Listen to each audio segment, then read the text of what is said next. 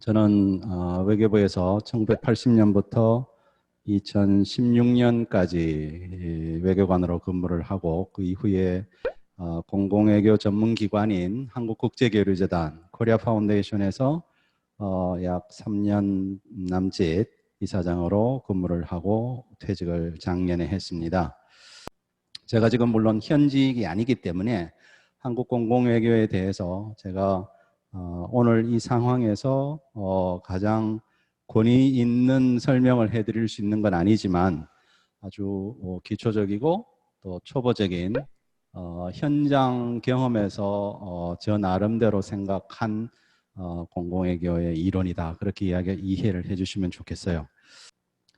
공공외교는 뒤에 말씀드리겠지만 아직 그 공공외교 분야가 현장이나 학문적으로 견고하게 정의가 되어서 모두가 다 동의하는 정도로 이렇게 진전되지는 않은 것 같아요. 퍼블릭 디플로머시라는 말이 이제 미국에서 처음 나와서 한자문화권에서는 공공외교 이렇게 번역을 하는데, 공공외교는 한 국가, 정부 또는 정부와 민간이 합심해서 상대방 국가나 지역의 다중들, 일반 퍼블릭, 그 안에는 뭐 전문인들도 포함되어 있고 또 전문기관도 포함되어 있고 그렇지 않은 일반 다중들도 포함되어 있죠. 그래서 전체를 퍼블릭이라고 했을 때 일반 퍼블릭들을 대상으로 하는 외교 활동입니다. 또 앞에서 보시는 것처럼 한 나라의 역사라든가 전통, 문화, 예술, 정책 뭐 이런 것들을 종합적으로 해서 외국 국민들과 직접 소통을 함으로써 그 사람들의 관심을 끌고 지지를 받는 것, 하트와 마인드를 얻는다. 보통 그렇게 이야기를 하죠. 그렇게 함으로써 정부 간의 외교 관계가 더 잘 될 수 있도록 도와주고 또 한국에 대한 국가 이미지를 강화하고 국제사회에서 한국의 영향력을 증대시키는 그런 활동이다. 제가 정부가 상대방 민간을 대상으로 하는 거다 이렇게 말씀드리면 그 사이에 혹시 여러분이 들어봤다면 정부가 대학생들한테 하는 거는 공공외교냐, 또는 여러분들이 언론에서 많이 접하게 되는 방크라든가 이런 민간기관이나 민간단체, 또 요즘 한류 스타들이 해외 나가서 한국을 많이 알리고 있는데 이런 것들은 그럼 뭐냐? 뒤에 설명할 공공외교법이라는 것이 2016년에 제정이 되었는데, 공공외교법상에 보면 국가가 직접 또는 지방자치단체 및 민간부문과 협력하여 외국 국민들의 이해와 신뢰를 증진하는 활동이 외교활동이다 이렇게 이야기를 하고 있습니다. 따라서 민간들 간에 하는 민간 교류 이런 활동은 그 활동 자체를 의미를 표명하는 것이 아니고 일반적으로 이야기하는 공공 외교 활동이라고 이야기할 때는 다르게 그 범주에 포함시키지 않는 것으로 생각을 합니다. 제가 설명하는 공공외교는 국가 또는 공공기관이 주관하고 민간기관이나 지방자치단체가 협력해서 함께 하는 경우도 있습니다만 이런 경우의 활동을 공공외교 활동이다. 그렇게 정의를 합니다. 미국 국무부에서 정의한 Public Diplomacy의 정의도 Government Sponsored Programs라고 이야기를 하고 있어요. 공공외교를 왜 하게 되었을까? 과거에는 전쟁을 피하기 위한 특히 유럽에서 어느 국가 간에 무슨 비밀 협상 또는 어느 나라를 침략하러 가기 위해서 또 어느 나라와 비밀리에 하는 무슨 예를 들면 독일과 소련 간의 비밀 협정, 비밀 조약 이런 것들이 과거에 1차 대전, 2차 대전까지도 많이 있었죠. 그런 시절을 지나서 요즘은 이제 제가 생각하기에 공공외교가 중시되고 많은 나라들이 공공외교에 자산을 투입하는 가장 큰 이유는 국제사회에서 참 구성원들이, 국가들이 과거에 비해서 민주화가 많이 진전이 되었다는 것이 저는 큰 이유 중에 하나라고 봅니다. 일반 국민들이 내가 뽑은 정부가 어떤 외교 활동을 하고 있나, 내가 뽑은 정부가 정말 엉터리 같은 어떤 정부, 다른 나라와 우호관계를 위해서 잘 지내야 할 국가와의 친분관계를 해치고 있는 일은 없는가, 뭐 이런 것부터 시작해서 여러 가지 이유로 정부가 외교를 잘하고 있는지를 감시를 하고 참여를 하고 싶어하는 경향이 커졌어요.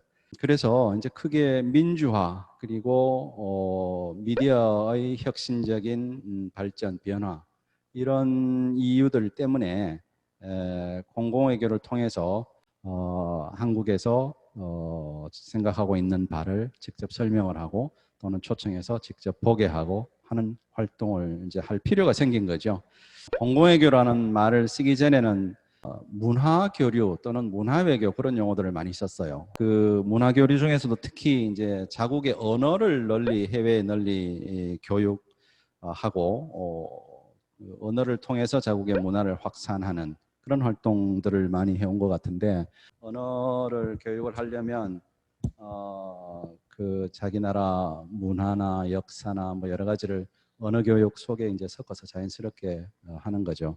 미국의 공공외교 사례 중에서 가장 성공적인 게 뭐냐, 그렇게 물어보면 냉전 종식이라고 그래요. 그 미국을 비롯한 서방의 이 선전 활동, 그러니까 요즘 용어로 좋게 말하면 이제 공공외교 활동이라고 할 수 있겠죠. 중국은 또 다른 각도에서 공공외교와 소프트 파워에 대해서 대단히 관심을 많이 가지기 시작했어요. 그 소위 중국 위협론이라는 것에 대해서 중국 입장에서는 저지해야 될 것 아니겠어요. 중국이 계속해서 좋은 이미지를 가지고 세계적으로 경제 활동을 더 지속적으로 잘 해나가기 위해서는 중국에 대해서 위협을 느끼고 경계하는 분위기를 풀어야 되겠죠. 중국의 공공외교는 국가 차원에서 굉장히 강력하게 추진되기 시작했어요. 중국은 평화와 발전, 협력, 그리고 responsible country, 책임지는 국가, 이런 이미지를 대외적으로 알리기 위해서 국가 시책으로 이제 밀고 나오는 겁니다. 2007년 이제 중국의 외교 백서에서는 소프트 파워가 중요하다는 이야기도 했고, 2009년에는 당시 주석이던 후진타오 주석이 외교관들을 모아놓고 공공외교가 중국 외교 활동의 중요한 구성 요소다, 이렇게 직접 지침도 내리고, 보시는 것처럼 베이징 올림픽이나 하계 올림픽, 곧 동계 올림픽도 다가오죠. 하계 올림픽이나 상해 엑스포 같은 이제 계기를 활용해서 중국 이미지 개선에도 많이 애를 쓰고, 그리고 공자학원이 특히 이제 2004년에 서울에 처음 설치됐던 것을 시작으로 해서 지금 전 세계적으로 작년 말 현재 530개가 세워졌다고 그래요. 다음 슬라이드에서는 한국의 예를 좀 보는데요. 뭐 한국도 그 비슷한 시기, 조금 1, 2년 격차는 있지만 비슷한 시기에 공공외교를 많이 강조를 합니다. 그 정무외교와 경제외교에 더해서 공공외교를 외교부의 외교 활동의 3대 축의 하나다, 이렇게 2010년도에 외교부가 결정을 하기도 했습니다. 2016년에는 공공외교법이 이제 발효가 되었습니다. 그리고 그 법에 따라서 5개년 기본 계획이 세워졌고, 2018년에는 국 단위에서 이제 공공외교국이라고 이름까지 이제 새로 달게 됐어요. 여하튼 외교부에서도 여러 가지 형태로 공공외교 활동을 강화하고 있고, 공공외교하고 관련된 몇 가지 개념을 같이 좀 살펴봤으면 좋겠는데요. 소프트 파워란 거는 상대방을 설득을 하는데 이제 우격다짐으로 하는 게 아니고, 정책과 지식과 문화를 이용해서 우리의 매력으로서 상대방이 내가 원하는 걸 해줄 수 있도록 한다 하는 게 이제 소프트 파워라고 개념 지은 거고요. 하드 파워는 그 대칭되는 개념으로서 강압적으로 돈을 매개로 해서 억압을 하거나 또는 군사력을 사용하거나 이런 것들이 이제 소위 하드 파워인데, 그렇다고 하드 파워가 공공외교에 쓰이지 않는다는 것은 아닙니다. 하드 파워도 때에 따라서는 공공외교 자산이 되기도 합니다. 그러나 우리가 하드 파워, 소프트 파워를 나눠서 이야기할 때는 통상 소프트 파워가 공공외교의 기반이 된다.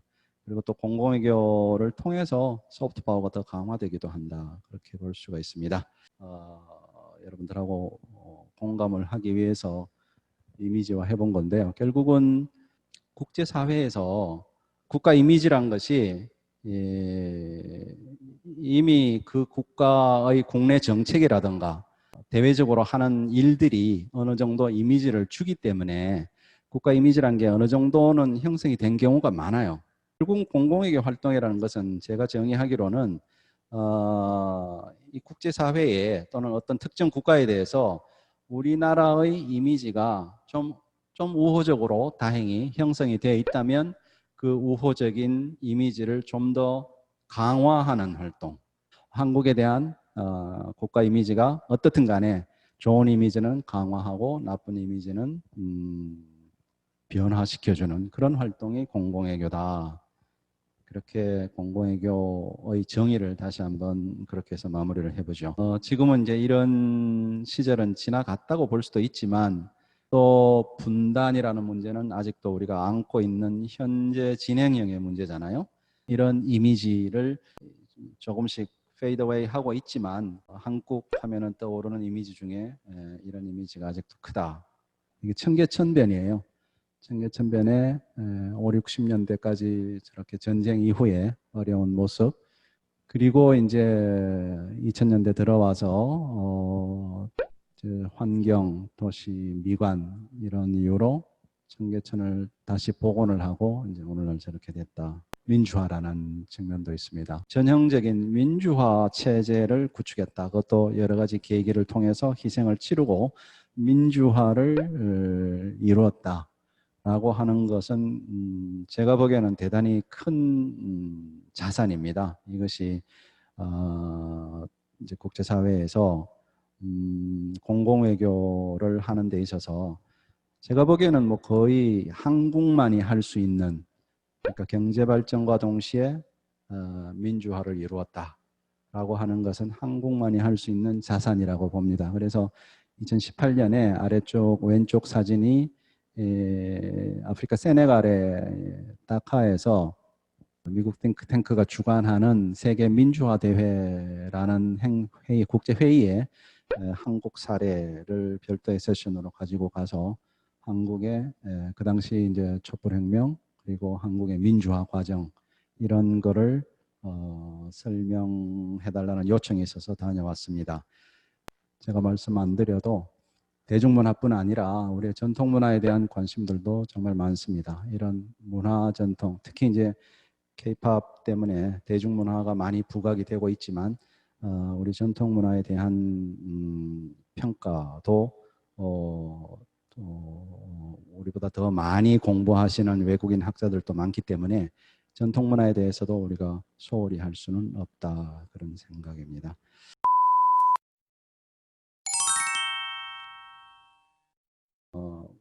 무엇을 하는 기관이냐? 91년 말에 재단법이 생겨서 설립이 되었고요. 그 사이에 본부를 공공기관 지방 이전에 따라서 제주 서귀포로 이전을 했어요. 지금 저 청사는 서귀포에 있는 청사입니다. 뭐 국제교류재단법에 나와 있는 거니까 교류 사업 그리고 한국에 대한 올바른 인식과 이해, 국제적 우호, 친선, 아까 앞에 제가 말씀드린 공공외교 정의를 좀 포괄적으로 이야기를 한 겁니다. 국제 우호, 친선, 공공외교를 이야기할 때 제가 한국 정부, 한국을 기준으로 주로 말씀을 많이 드려서 그런데 공공외교의 역할 중에 하나는 사실 그 국제사회, 한국의 이해와 직접 관련이 없더라도 국제사회의 우호 친선이라고 이야기를 여기서 하고 있는데 저 분야가 사실은 좀 우리가 앞으로 더 이제 잘된 나라가 되면서 더 강화돼야 될 부분이라고 생각을 합니다. 공공외교법은 2016년에 발효가 되어서 조금 뭐 산만했다 뭐 그렇게 볼 수 있는 공공외교 활동을 이제 조금 체계적으로 5개년 계획도 세우고 각자의 업무 역할 분담도 하고 또 지방자치단체와 민간단체를 잘 아울러서 할 수 있도록 하는 이제 기반을 제공하는 법이 되겠습니다. 2016년에 외교부의 수건사업 하나로 법이 발효가 되었습니다. 그 장면이고요. AF가 그럼 어떤 활동을 하냐? 인문학이나 일부 사회과학을 중심으로 이제 해외에서 하고 이루어지고 있는 한국학을 특히 이제 코리아 파운데이션 한국국제교류재단은 대학 여러분들처럼 대학에 등록해서 이제 수강 과목으로 채택된 한국에 관련된 뭐 한국의 역사, 한국의 문화, 뭐 이런 것들을 한국어 이런 것들을 지원하는 역할을 하고 있습니다. 그러니까 한국학 이외에는 띵크탱크라고 하는 연구기관들을 이제 지원을 해서 한국 관련된 연구를 하고 또 피드백을 우리한테 주도록 하는 그런 사업도 있고요. 한국 석좌를 이제 설치를 해서 이분들이 한국에 대한 연구를 좀 더 집중적으로 할 수 있도록 지원하는 그런 역할을 하고 있는데 중국, 독일, 뭐 유럽, 러시아 뭐 해서 10개 내지 15개 정도의 포럼을 KF에서 운영을 하고 있습니다. 다음번은 초청 사업이죠. 한국 방문을 초청을 해서 현장감을 좀 도와드리는 겁니다. 이 초청 사업에 다녀가신 분들이 한국에 대한 이미지를 좋게 가지는 경우가 많아요. 우리도 누가 지원해줘서 돈 대줘서 해외여행 갔다 오면 다 좋게 보이는 경우가 많겠죠. 마지막 송별 만찬 때 내가 미국 돌아가서 한국을 위해서 또 한국국제교류재단을 위해서 무슨 일을 해줬으면 좋겠니? 뭐든지 하라는 대로 다 해줄게. 뭐 자기들이 그렇게 힘이 있는 사람들은 아니지만 이웃 사람들한테라도 한국에 대한 아까 보여드린 전쟁, 가난 이런 이미지가 아니고 자기들이 보고 간 그대로만 이야기를 해줘도 퍼블릭 디플로마시의 성과는 다 이룰 수 있는 거라고 생각하죠.